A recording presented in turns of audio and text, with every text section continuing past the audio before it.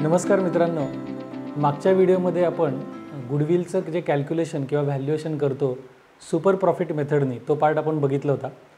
या व्हिडिओमध्ये किंवा या लेक्चरमध्ये आपण कॅपिटलायझेशन ऑफ प्रॉफिट मेथड ही एक नवीन मेथड बघणार आहे। आता आपण ऑलरेडी डिस्कस केलं होतं की पहिल्या ज्या दोन मेथड आहेत व्हॅल्युएशन ऑफ गुडविलच्या पहिल्या ज्या दोन मेथड होत्या ॲव्हरेज प्रॉफिट मेथड आणि सुपर प्रॉफिट मेथड ह्या आपल्या ऑलरेडी 12वी मध्ये झाल्या होत्या। मात्र ही जी मेथड आहे कॅपिटलायझेशन ऑफ प्रॉफिट मेथड ही आपल्यासाठी पूर्णपणे नवीन मेथड आहे। ह्याच्यामध्ये दोन पार्ट आहेत, एक कॅपिटलायझेशन ऑफ सुपर प्रॉफिट आणि दुसरा आहे कॅपिटलायझेशन ऑफ ॲव्हरेज प्रॉफिट। तर ह्या दोन्ही मेथड आपण आता बेसिकली डिस्कस करूयात आणि मग एका मेथडचा जो एक प्रॉब्लेम आहे तो आपण पुढे कंटिन्यू करणार आहोत। तर पहिली जी मेथड आहे capitalisation of super profit, obviously याच्यामध्ये तुम्हाला सुपर प्रॉफिटचं कॅल्क्युलेशन करायचं आहे आणि सुपर प्रॉफिटचा जो फॉर्म्युला आहे तो आपण ऑलरेडी पाहिलेला आहे आणि त्याच्यावरचे प्रॉब्लेम्स पण आपण केलेत। Average profit minus normal profit हा तुमचा सुपर प्रॉफिटचा फॉर्म्युला आहे। तर या मेथडनुसार गुडविलचं कॅल्क्युलेशन करताना आपल्याला सुपर प्रॉफिटला नॉर्मल रेट ऑफ रिटर्ननी डिवाइड करायचं आहे। नॉर्मल रेट ऑफ रिटर्ननी डिवाइड करायचं आहे जो आपल्याला पर्सेंटेजमध्ये दिलेला असतो। आता फॉर एक्झाम्पल की एखाद्या प्रॉब्लेममध्ये आपल्याला सुपर प्रॉफिट आला 1 लाख रुपीज, ओके, आणि त्याला आपल्याला नॉर्मल रेट ऑफ रिटर्ननी डिवाइड करायचं। तर normal rate of return suppose आपल्याला दिलं आहे 10%, सो 1 लाख डिवायडेड बाय 10% असं आपल्याला करायचं। 1 लाख डिवायडेड बाय 10%। आता आपल्याला माहिती की पर्सेंटमध्ये जेव्हा असेल तर हे कॅल्क्युलेशन पुढे जाऊन कसं होईल, तर 1 लाख डिवायडेड बाय 10%, 10% म्हणजे 10/100, म्हणजेच हे कॅल्क्युलेशन पुढे जाऊन कसं होणार आहे, तो 1 लाख अपॉन हे 100 आपले वरती शिफ्ट होतील म्हणजे अपॉन 10 इंटू 100 होणार, बरोबर आहे। तोच फॉर्म्युला मग आपण इथे शॉर्टमध्ये करून घेतला आहे की super profit into 100 divided by normal rate of return, म्हणजे इथे मग ते पर्सेंटमध्ये न लिहिता फक्त आपण 10 लिहिणार, ओके। तो हाच फॉर्म्युला आपण सिम्प्लिफाईड करून या पद्धतीने लिहिलेला आहे, ओके। तर आपण डायरेक्टली हा फॉर्म्युला यूज करणार, super profit into 100 divided by NRR normal rate of return अशा पद्धतीने करणार। हे झालं कॅपिटलायझेशन ऑफ सुपर प्रॉफिट मेथडने आपण करणार तेव्हा। आता पुढची जी मेथड आहे capitalisation of average profit method ती आपण बघूयात। यामध्ये कसं आहे, तुम्हाला गुडविलचा जो फॉर्म्युला आहे तो पूर्णपणे वेगळा आहे आणि तो फॉर्म्युला असा दिलेला आहे, goodwill is equal to capitalized value of profit, प्रॉफिटची कॅपिटलाइज्ड व्हॅल्यू काढायची आहे लेस नेट टँजिबल ॲसेट्स।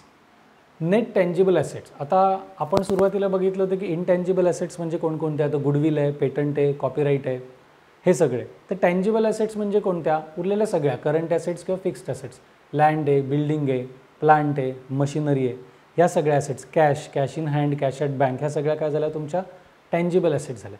मग नेट टँजिबल ॲसेट्स म्हणजे काय, तर या ज्या काही ॲसेट्स आहेत, बरोबर आहे, land, building, plant, machinery, furniture, या सगळ्यांची जी काही नेट व्हॅल्यू आहे ती नेट व्हॅल्यू प्रॉफिटची जी कॅपिटलाइज व्हॅल्यू आहे त्यातनं सबट्रॅक्ट केलं तर इथं गुडविल येतं। मग आता प्रॉफिटची कॅपिटलाइज व्हॅल्यू कशी काढलेली आहे, तर त्याचा फॉर्म्युला आहे average profit divided by NRR, average profit divided by NRR म्हणजेच नॉर्मल रेट ऑफ रिटर्न।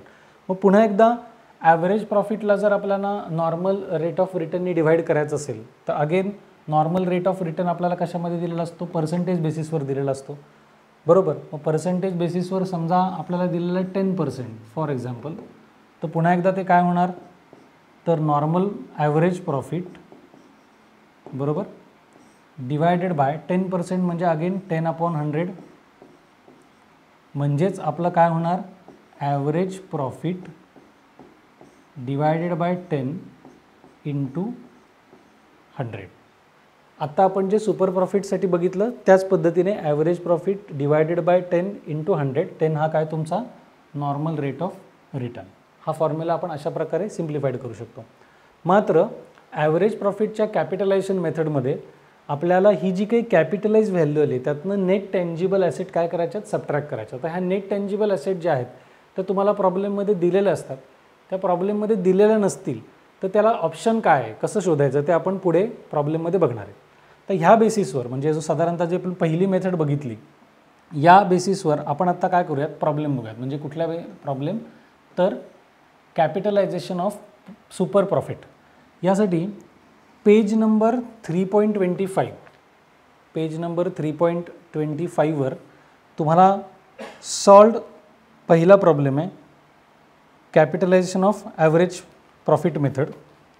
त्याच्यानंतर 3.26 पेजवरचा आपल्याला फर्स्ट प्रॉब्लेम बघायचा आहे, इलस्ट्रेशन वन माणिक मोदी हा जो आहे तो.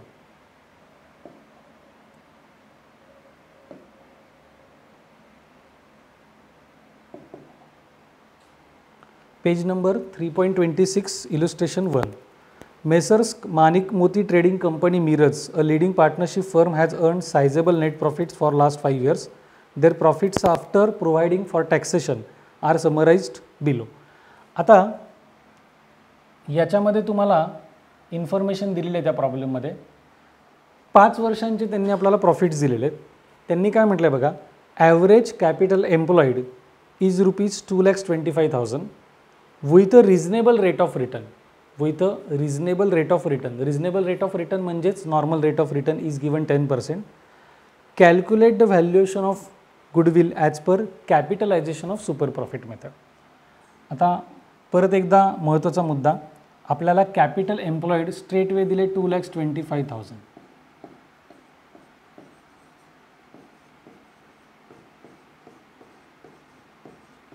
कॅपिटल एम्प्लॉईड दिले आपल्याला 2,25,000.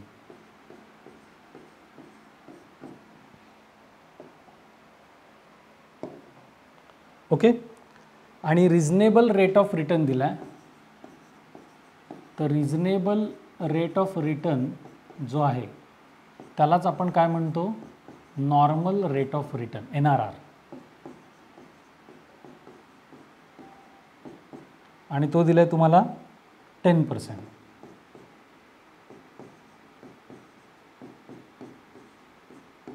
ओके. तर सगळ्यात पहिलं परत पार्ट काय येणार, आपल्याला ॲव्हरेज प्रॉफिट काढायचं आहे. ॲव्हरेज प्रॉफिटचा फॉर्म्युला आपल्याला माहिती आहे, total profits divided by number of years.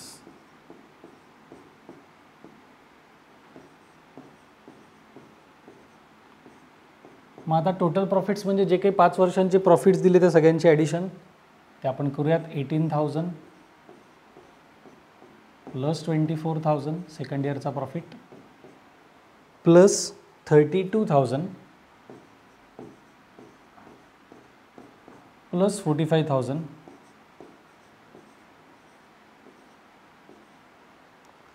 Plus 56,000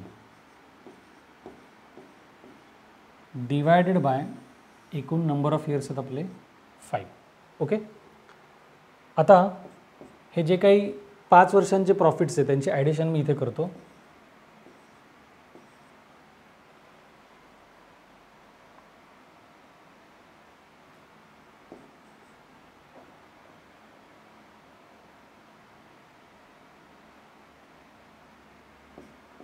ती येते 1,75,000 डिवायडेड बाय 5.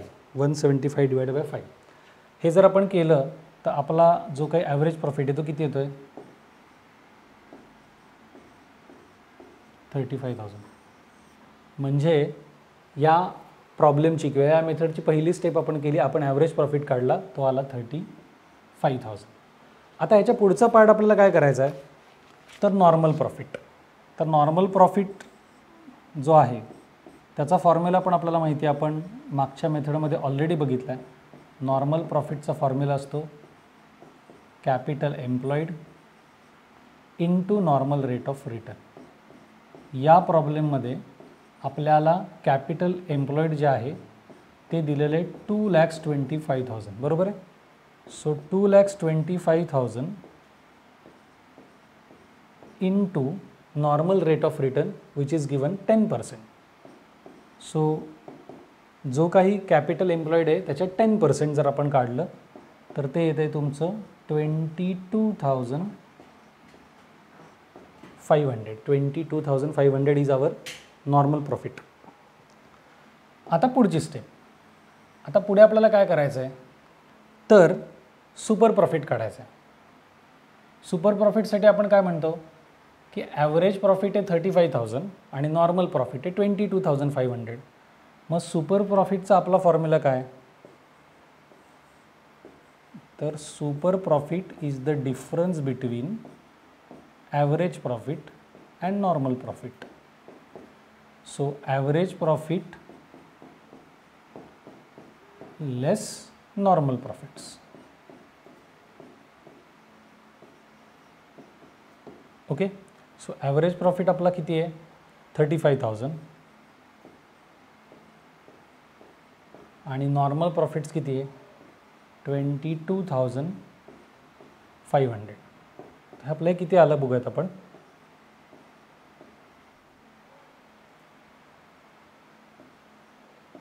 म्हणजे त्या फर्मचा आपला सुपर प्रॉफिट आला 12,500 12,500.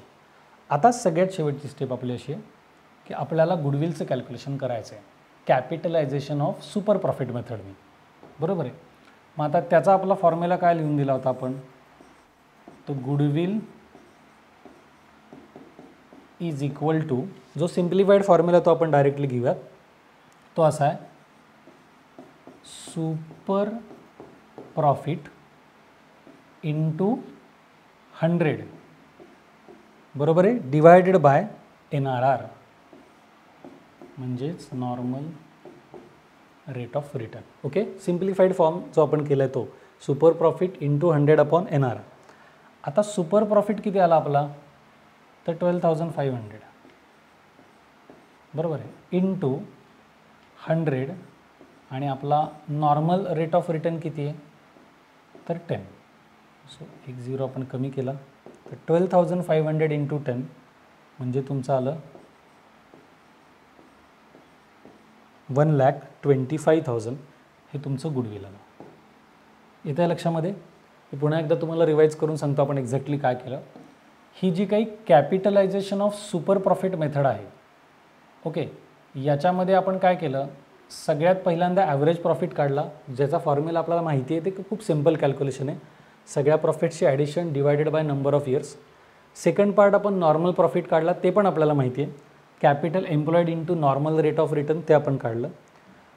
ॲव्हरेज प्रॉफिट आणि नॉर्मल प्रॉफिटमधला जो डिफरन्स आहे तो म्हणजे तुमचा सुपर प्रॉफिट आहे तर तो सुपर प्रॉफिट आपण कॅल्क्युलेट केला आणि सगळ्यात शेवटी सुपर प्रॉफिटला 100ने मल्टिप्लाय केलं आणि जो काही नॉर्मल रेट ऑफ रिटर्न आहे त्याने आपण डिवाईड केलं.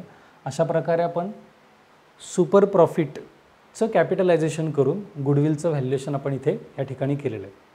आता पुढचे जे प्रॉब्लेम्स आहेत ज्याच्यामध्ये तुम्हाला इन्फॉर्मेशन थोडी वेगळ्या पद्धतीने दिलेली आहे आणि त्याचबरोबर कॅपिटलायझेशन ऑफ सुपर प्रॉफिट व्यतिरिक्त कॅपिटलायझेशन ऑफ ॲव्हरेज प्रॉफिटने पण प्रॉब्लेम्स करायचे ते आपण नेक्स्ट व्हिडिओमध्ये बघणार आहोत. तुम्हाला हा व्हिडिओ जर आवडला असेल तर सगळ्यांनी नक्की लाईक करा, शेअर करा, सबस्क्राईब करा आणि कमेंट नक्की करा. या व्हिडिओच्या शेवटी आपण एक लिंक शेअर केलेली आहे. ह्या लिंकवर तुम्ही जर क्लिक केलं तर तुम्ही आपल्या कॉमर्स गुरुकुलच्या याला जाल पोर्टलला जाल. तिथं गेल्यानंतर तुम्ही जर एनरोल केलं तर पूर्णपणे हा FY अकाउंटचा जो काही सब्जेक्ट आहे तो तुम्हाला अगदी नॉमिनल फीज रिजनेबल फीजमध्ये आपण अवेलेबल करून दिलेला आहे. त्यामुळे सगळ्यांनी जी लिंक दिली त्या लिंकवर क्लिक करा आणि नक्की एनरोल करा. बाकीचा जो पार्ट आहे तो आपण नेक्स्ट व्हिडिओमध्ये बघूया.